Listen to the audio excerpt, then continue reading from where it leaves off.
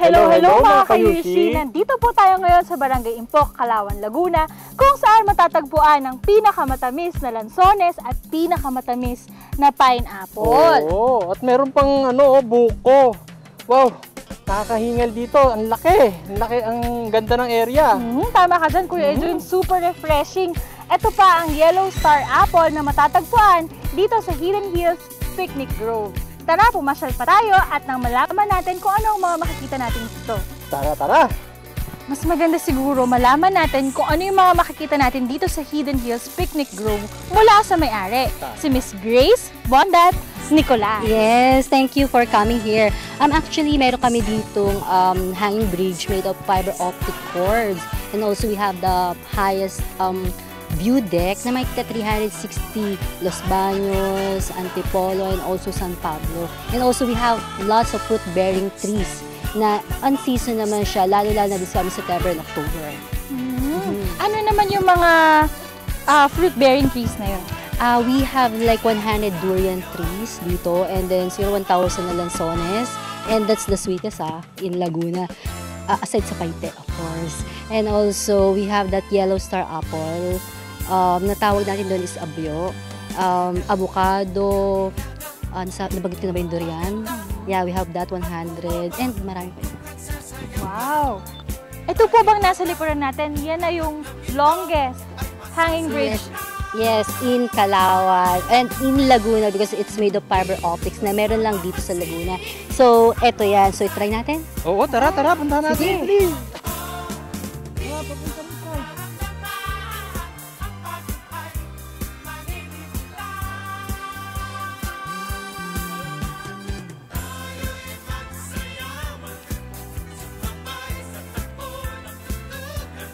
Mula po dito sa pinakamahabang hanging bridge sa Laguna, made of fiber optic, ako po ang inyong kayushi, Danica Gabriel, dito po sa Hidden Hills Picnic Grove. Tara, pumasyal tayo. Let's go, guys! Pagod dito Mukhang mataas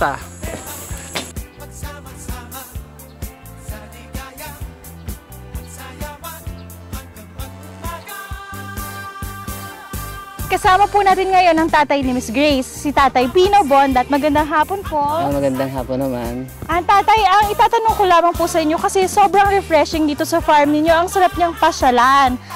Ito po ba tumatanggap talaga kayo ng mga gustong mamasyal? May entrance fee ba?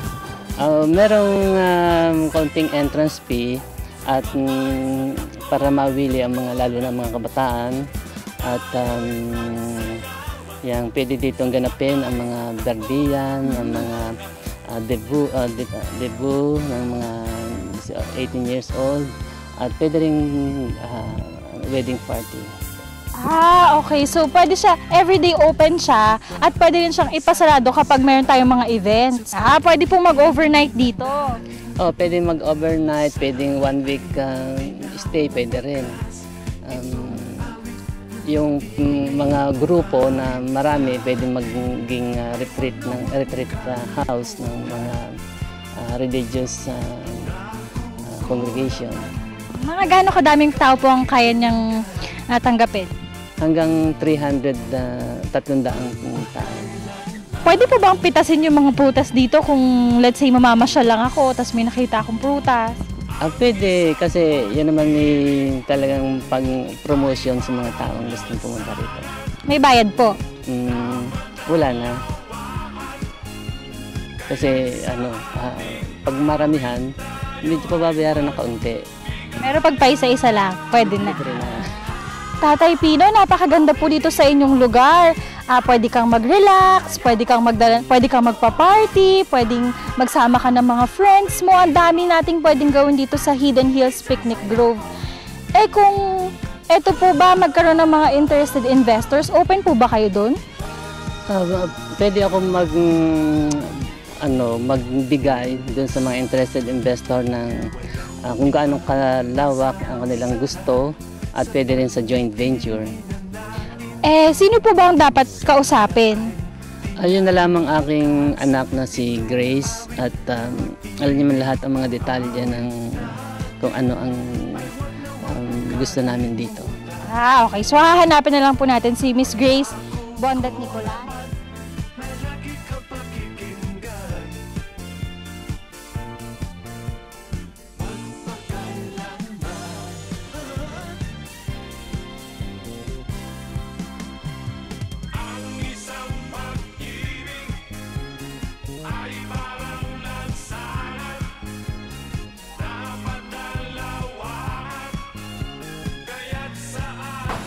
Nandito po tayo ngayon sa tinatawag kong Pino Tower na 3 years na pong nakatayo.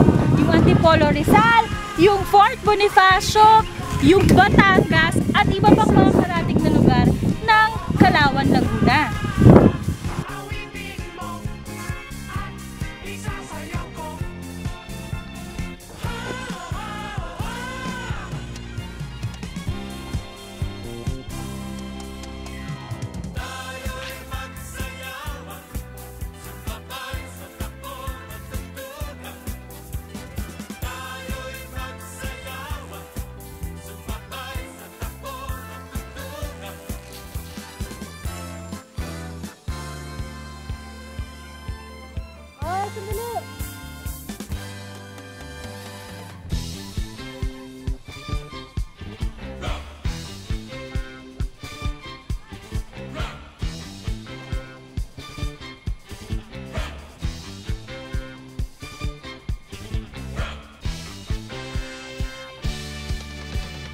Miss Grace, gaano po ba kalawak itong farm na ito? This is 45,000 square meters.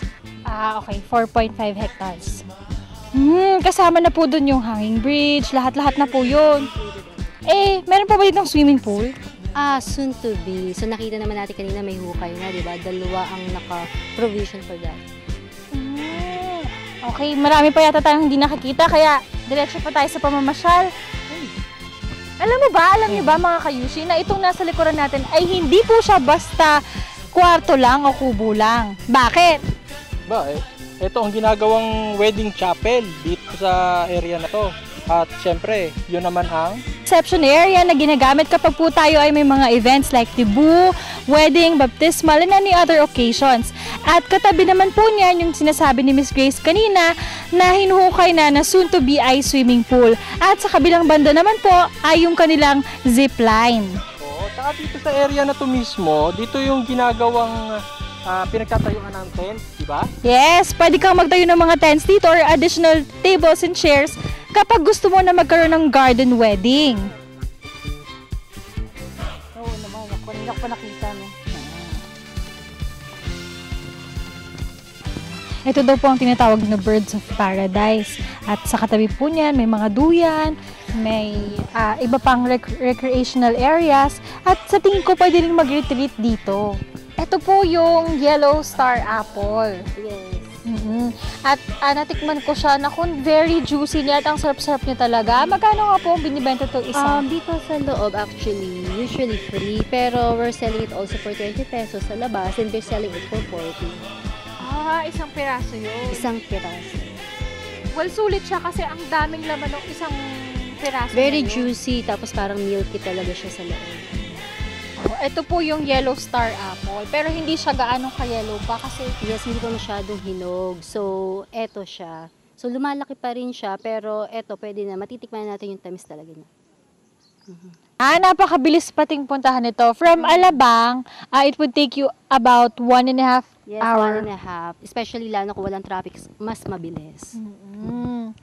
So sa mga gustong pumasyal dyan, gusto ng mag-relax, pumunta kayo dito sa Hidden Hills Picnic Grove. I personally suggest kasi natuwa talaga ako dun sa nakita ko. Tsaka ang dami mong makikita na mga fruit-bearing trees. Oo, meron pang tower, meron pang hanging bridge. So talagang mag-e-enjoy ka.